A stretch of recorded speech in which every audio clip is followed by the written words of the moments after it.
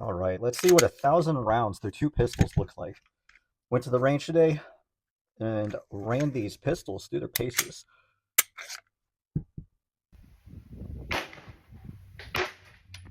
Definitely dirty. I always clean my pistols pretty well before I go. And I didn't shoot quite as many rounds out of this one.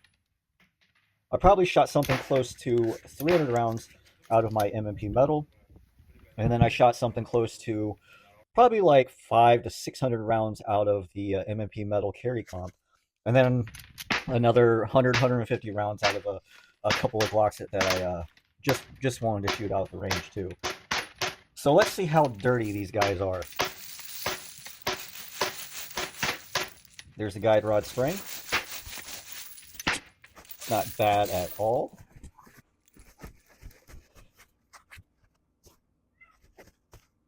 Not bad. Of course, you really have to put this back onto the slide and oil it correctly. That's not exactly cleaning it. Let's look at this barrel. Barrel doesn't look too bad. Obviously, the feeding ramp is nice and carboned. And there's no rifling past the comp and stuff. Let's see. And it is nice and coated with carbon on there too. So you guys can kind of see how I clean my firearms. Put a little oil in spots that I want clean. Coat it pretty well. Sometimes I'll stick like a Q-tip or something in there and just let it sit for a little bit. Just let it coat in there. You can use CLP too. I just used oil, but I'll throw a little CLP in there just to help break up the carbon.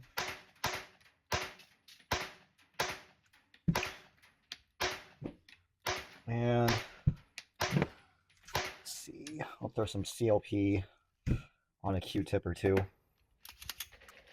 Really get it in there.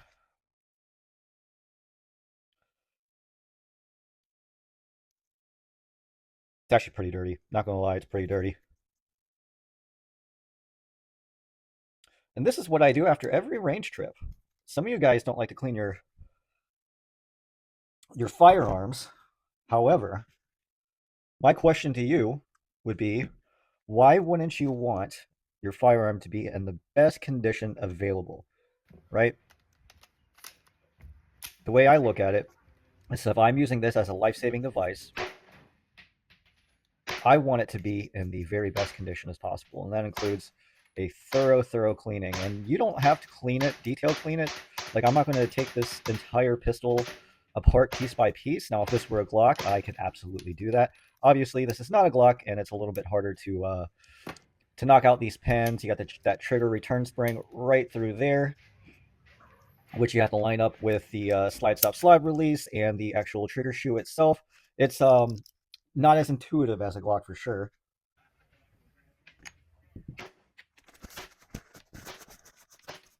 And it really doesn't take much to clean it, right? Especially if you coat it well before you shoot it, you maintain it. Maintenance on it shouldn't be that bad when you get back from a range trip, right?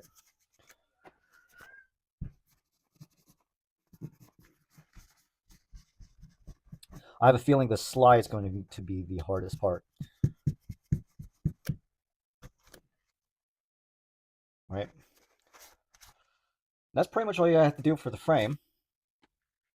Let's get this barrel done. You can see that barrel's pretty dirty.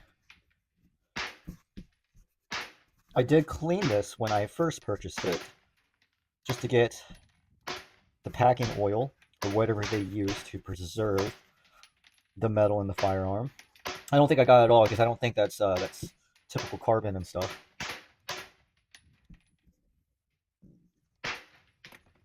And I should probably use like a board brush or something, but I'm not going to today. You can I forget what they call it. Like seasoning the rifling or whatever they call it. We're letting the rifling. You can let up the rifling if you like. And I just get all the particles that I can see in the rifling. I just get those out, right? Give it a nice wipe down, especially on that barrel hood, on the feeding ramp.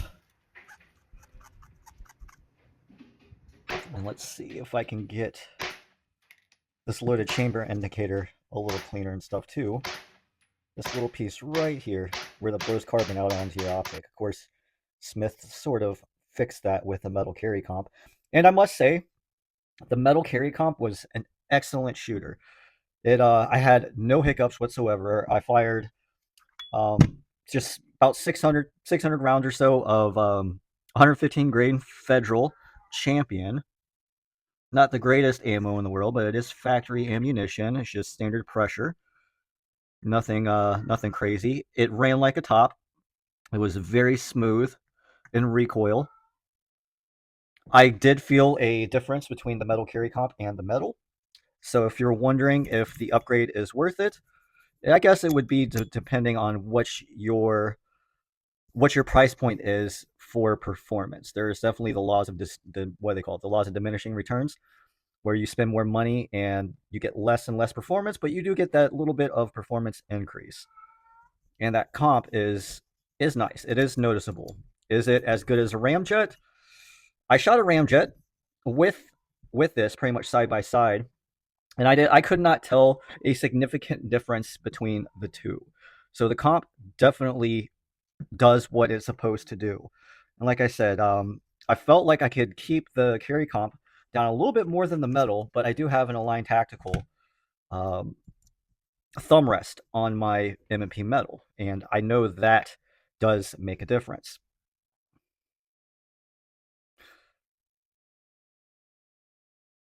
And I do try to clean as much carbon as I can off of everything, right? Give it.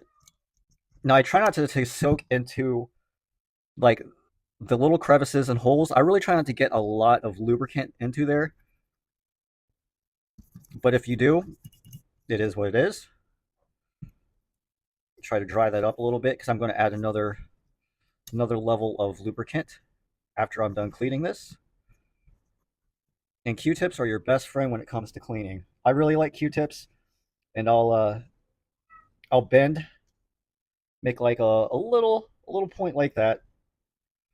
Get some CLP oil, and I'll really get into where the frame fits into the slide, and you can get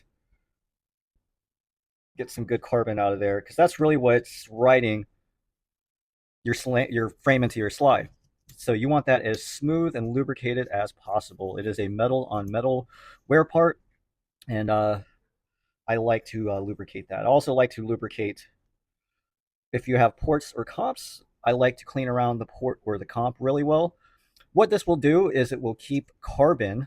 It'll give you a thin layer of protection for that carbon, and it should be theoretically easier for you to clean off if you shoot high round counts like I do and stuff. So, and I don't shoot like a lot, but going out with a case of ammo and just mag dumping is pretty fun. And I was shooting next to a couple of guys today who were very much enthusiasts as well, and he was shooting a lot of ammo. I was shooting a lot of ammo, and we just kind of fed off of each other. Sometimes that happens. You get a guy that asks a lot of questions and is enthusiastic about what you're shooting, and he's liking the upgrades and in the pistol that you're shooting. You let him take a magazine or two down range and let him shoot a little bit, and he likes your carry comp and you like his Glocks. You tend to shoot a little bit more. Not to say that I don't make friends, but when I'm at the range, I already have something in common with everybody. Making friends at the range isn't such a bad idea.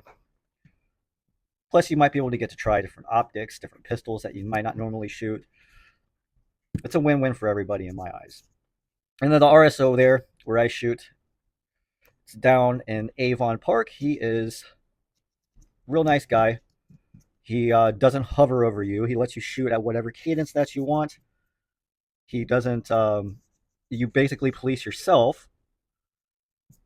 And he asks, the experienced shooters just to watch out over the range. If you see anything, just say something. You call hot and cold as you want it. It's kind of a neat range. Not the best range in the world, but for I pay $15 for a full day. I can shoot as long as I want. They have a 100-yard range. They have 10, they have 5, 10, 15, 25, and 50-yard targets. So for what it is, it's a good range and stuff. And I suggest people find a good range where you are. And I'm not talking about the FUD ranges that want you to do 1 shot per second, no rapid fire. Um, if you can draw from a holster, great, but you're not really going to find that at public ranges, from my experience. If you do, you are one of the lucky ones. But I suggest finding a range that you can definitely draw from a holster, that you can do movements with, that you can participate in drills, that you can utilize a shot timer, that you can go at your own pace. Hopefully, what I find is going with a group or like a small group. I'm talking about like one, maybe two other people, sharing that range with them. It really helps me do drills and stuff. But it's usually trying to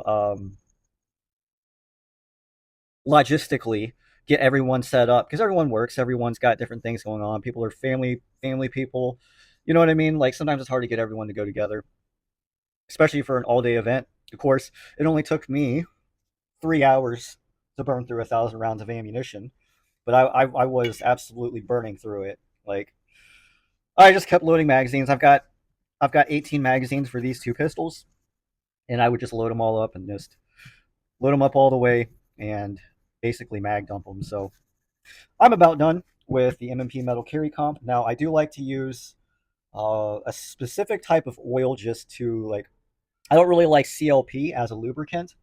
It helps break up the carbon. I'll use it for that. But when it comes to actually lubricating the metal on metal wear parts, I'll use something different stuff. So, and what I'll do, I'll lubricate a little bit where that firing pin rides on the sear.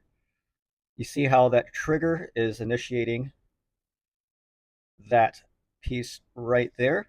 I'll give that a little lubrication. This is going to ride on your safety plunger. If you can, I try to get the trigger bar. Just makes it for easy. I'll definitely, since this is a metal frame, what I'm going to do is I'm going to lubricate actually on top of the frame because your slide should ride on that. Definitely do the locking block because your barrel will lock up onto your locking block, hence why it's called a locking block. You don't have to do your ejector, but you can if you like. And just give it a good coating of protection, I should call it, right? And since it's all metal, I don't care about getting the frame all greasy and oily. It is what it is. A, and you can use motor oil, but the problem with motor oil is there's no protectorant in it to protect the metal from rust and corrosion, right? Whereas most like actual gun lubricant will protect the metal from corrosion and rust and whatnot. All right, and then just like the frame, I'll lubricate the bottom of the slide. I'll lubricate the safety plunger. I'll lubricate a little bit around that firing pin. And then what I like to do, again, is kind of pancake a Q-tip, get a little oil on both sides, and I will stick that into where the frame slides into the slide and lubricate that quite well. Another part that people tend to miss on lubricating their firearms, and I think it's important, is around where your slide and barrel is, like right around here. And what's going to happen is there's a little bit of movement between your slide and barrel, and as it recoils and stuff, right? It, there's going to be a little metal on metal contact and stuff. So you can see there's a little bit of movement in there, and you'll get rings around your barrel. If you get rings around your barrel, like the Glock ring and stuff, you definitely know there's somewhere. But look, you can kind of see a little ring right there. So the the slide is rubbing on the bottom of that barrel right there. So you want to lubricate that really well, right?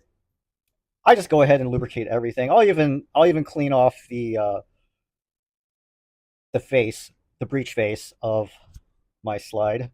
Sometimes I forget I'm trying to video this. I clean this more than most people do, but I really like my firearms clean. And then you can kind of see the CLP is already drying up and the viscosity isn't real good on it. So I'll just run a couple of drips of, I think this is like MTX Pro or something. It's decent lube. It's not my favorite, but it works pretty well. It was cheap. I found a good price on it. And then I'll put a little bit of, I think this is like 5W30 synthetic. And this stuff is a lot thicker. It will stay on the barrel a little bit more. You definitely want to get right here where your barrel lockup is on top of your barrel hood, right? And then I'm going to grease around the barrel right through here and stuff. So nice and lubed up. Let's put that back in. I'm just going to run the residual oil and put it around the springs of my recoil spring. I am going to wipe that off. I'm not as anal to get inside all the little chambers of that recoil spring, but I'm almost done, at least with the Metal Carry Comp. I don't think it looked that bad for like, 600-ish rounds. There's one more thing I need to do, and a lot of people forget this. I'll clean off this portion of the recoil spring while it's locked back and stuff. So and that helps smooth out the recoil spring. Sometimes you'll get some squeaking or something, and that will lessen the squeaking. You do a function check, and this was a fantastic, fantastic firearm. If I could do it over again, I've heavily invested in a Glock and stuff. And Glocks are fantastic weapon systems, highly reliable. But the main reason I lock Glock is just because of how easy they are to service. I don't. Oh yeah, I don't need to do much to a Glock, but if I need to change out things like extractors, locking blocks, like stuff like that, it's extremely easy, extremely easy. All right, I do clean off my flashlight because it does get pelted and starts changing color. You want that lens nice and clean as possible. Definitely put a little CLP on that. Clean it off.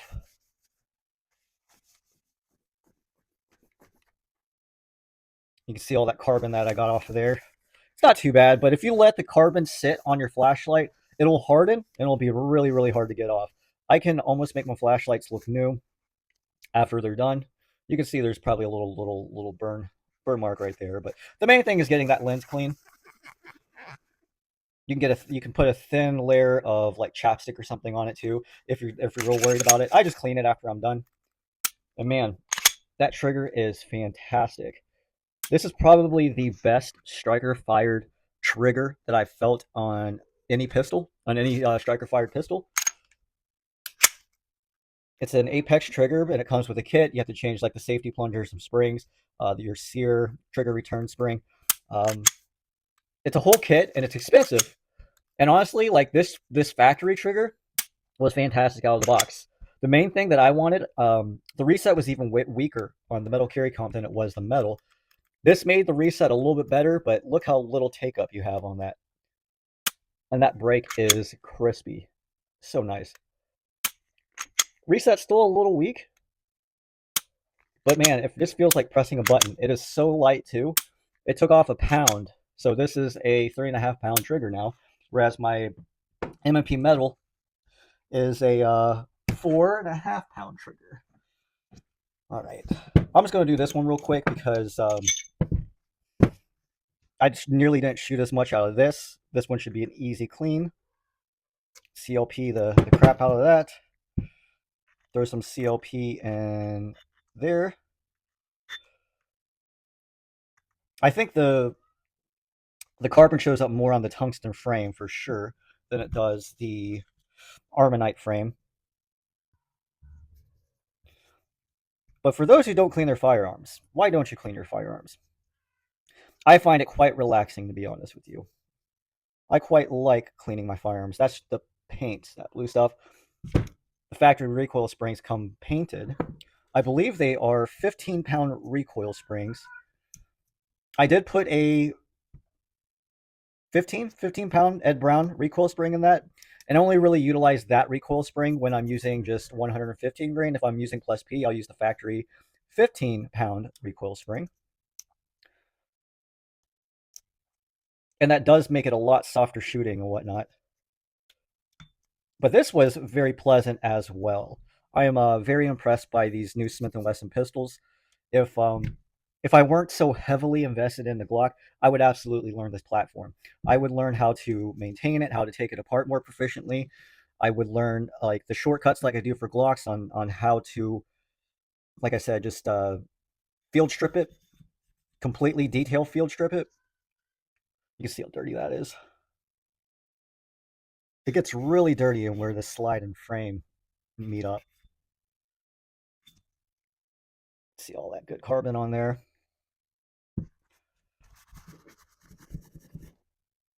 See all that.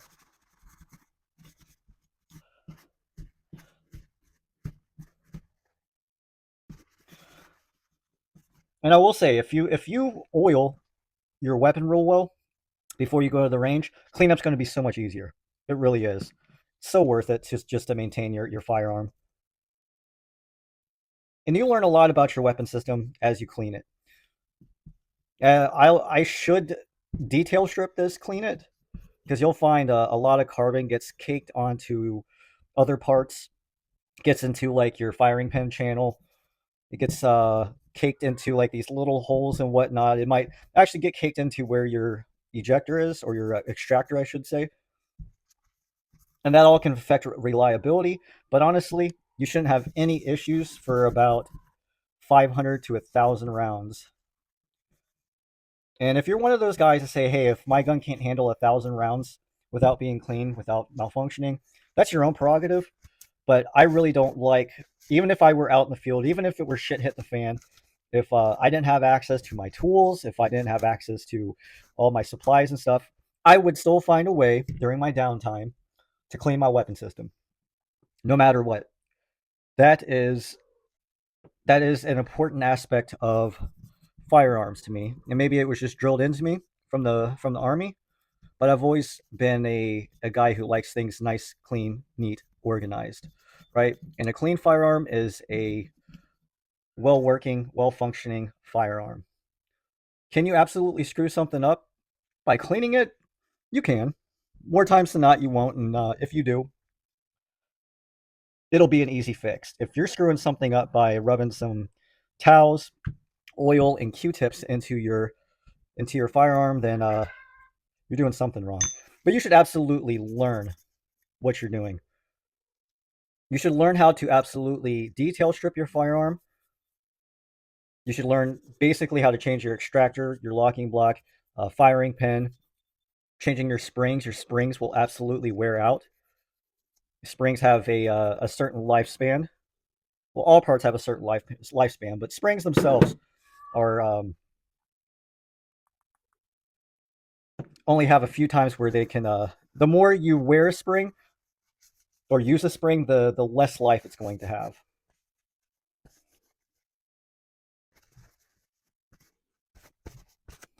And I'm almost done, guys.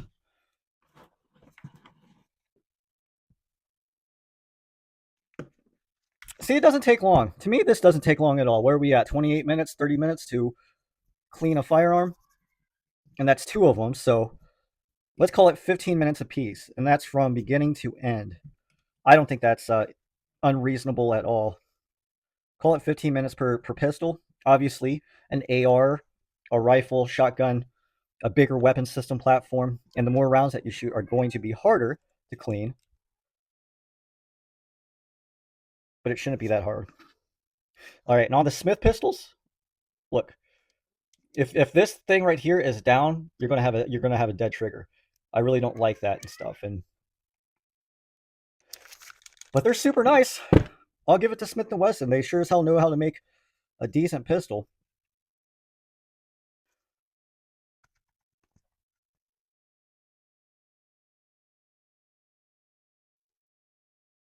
Let's get that chamber real good. Chambers are very important when cleaning firearms.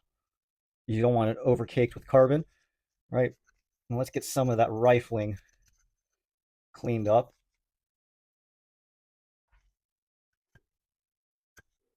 I do a pretty simple cleaning. I'm not gonna lie, every 1 to 2,000 rounds, I do a detail strip and stuff. So again, get your barrel hood, where your barrel locks up into your slide, around the front of your barrel, but I just go ahead and do it all. You can even coat the sides if you want, because some of the sides will rub, and then where your locking block locks onto your barrel and stuff.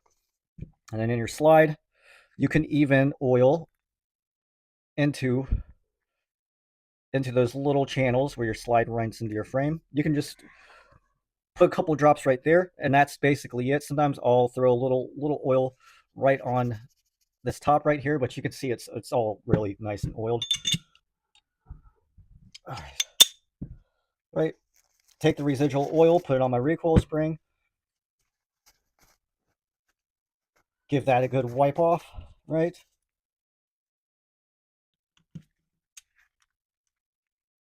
Put that back on.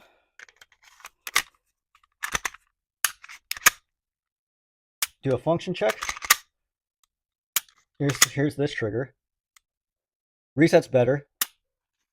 Got a nice break on it.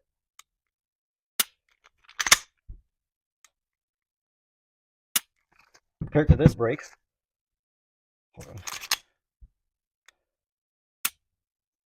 Absolutely a difference. Is it worth $180 difference? That's up to you.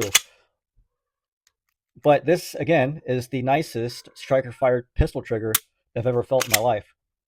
I can't help but to pull this trigger and rack the slide. I mean, that's how nice that trigger is. This is still a very nice trigger here. Absolutely better than a Glock out of the box. The only thing that kills me for this weapon platform is the simplicity of it. Definitely not as intuitive and simple as a Glock. That's my main complaint with most other pistols. I'll do a good old, I don't even care. I'll coat the whole thing in oil. You can see how greasy that is. But that's how I clean my pistols after a range trip. And I can absolutely 100% positively, I'm not paid by Smith & Wesson to say any of this stuff. These are fantastic firearms. If you're looking for like a solid platform to get into and you're on the fence about Glock, Smith & Wesson, Walther, CZ, I mean, it's really going to be subjective to your personal preferences and what you're looking for. But if I weren't so heavily invested in the Glock, I would this would be my main squeeze. The Smith & Wesson M&P 9, absolutely fantastic. Now, if you can find good deals on them like I did, I picked up my M&P Metal for $600 out the door. So it was basically cheaper than a Glock 19 MOS. Obviously, I added a few bells and whistles to it. Got this Align. I added this Align Tactical just recently. It is fantastic, but holster fitments are a pain in the ass and stuff. Still fits in Safari Lane holsters. That's basically what I've been trying to run this out of and stuff. But if you can find an M&P Metal for $600, absolutely do it. It is fantastic. These are 800 MSRP pistols, but they're coming onto the market used. That's how I got this. And I bought this brand new out the door. That includes shipping, that includes transfer, that includes 4473, everything. It was $776 for this pistol. And I really like the factory compensator. It's OEM. I think the porthole could be a little bit bigger, but the design of it looks absolutely amazing. The Armonite finish on the slide, it's got this like gray looking finish on the slide. The slide serrations are fantastic, nice and grippy. It's got these cocking ears that remind me of very like a VP9-esque, I don't know, cocking ears. Very easy to grab onto. It is very smooth. Lockup's very good on it. There's very little barrel movement into the slide, so it is highly accurate. The trigger is fantastic out of the box. You don't need to do anything to the trigger. This is the trigger it came with, but this is a performance center, so it did feel different than my M&P Metal. Very crisp break. Magazine release is in a good spot. I love the texturing, and they did something with this front strap where it doesn't move around as much as the M&P Metal. The optics cut is okay. I would probably just compare it to a Glock MOS. Comes with plastic plates that sit really low. You're definitely going to have to buy an aftermarket plate. Changing out the sights are a pain in the ass. I've got an SCS on the way, so I'm going to take this off and probably put this on my my revolver. I bought an optic plate for my revolver, and I'll just probably throw the RMR on it. The takedown's very intuitive. Just Basically, just turn down that lever, hit the trigger, make sure obviously it's unloaded, and then you can field strip it and stuff. Um, but it feels great in the hand. Holds 17 rounds, full length Picatinny. I think it's 3 slots. All metal frame. Honestly, people say like, oh, you want polymer because it helps with recoil and the flex as it goes under recoil. Honestly, this is like extremely soft shooting. I didn't notice a big difference between this and my Glock. It basically, the controls are exactly the same as the Glock. It has ambi slide stop slide release on both sides and a reversible magazine release, but the magazine release is nicely textured. It absolutely reminds me of a Glock. The grip angle, blah blah blah. The grip angle and the texture is a little bit different. Obviously, the trigger is a lot different too. The trigger, like again, is fantastic out of the box. This is one of the best $775 that I've spent in a long time. I'm absolutely going to keep both of these. I am extremely impressed with both these pistols.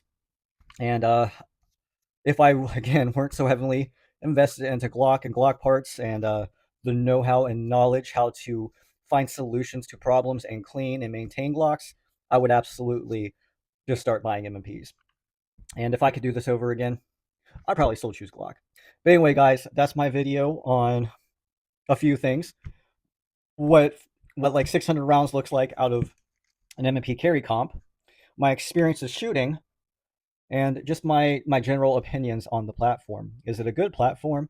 Should you get it? Are you on the fence about it? I mean, these are all personal questions you have to ask yourself. If you don't have any other pistol, like if you plan on just buying a one and done pistol and you want to like kind of treat yourself a little bit, get the Metal Carry Comp.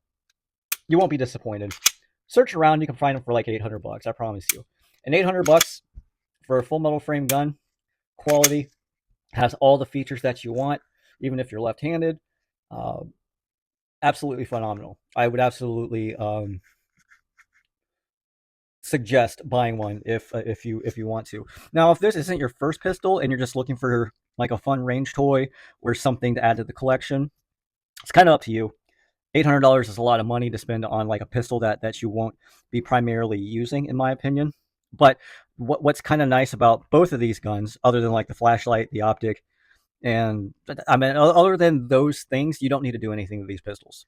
They're absolutely great out of the box, and they feel great in the hand. I don't know. I can't say enough about the M&P Metal series. So, but if you have any questions, leave them in the comments below. Hope you enjoy the video. I'm don't upload a whole lot, but that's my prerogative. But anyway, guys, appreciate you watching, and join me next time.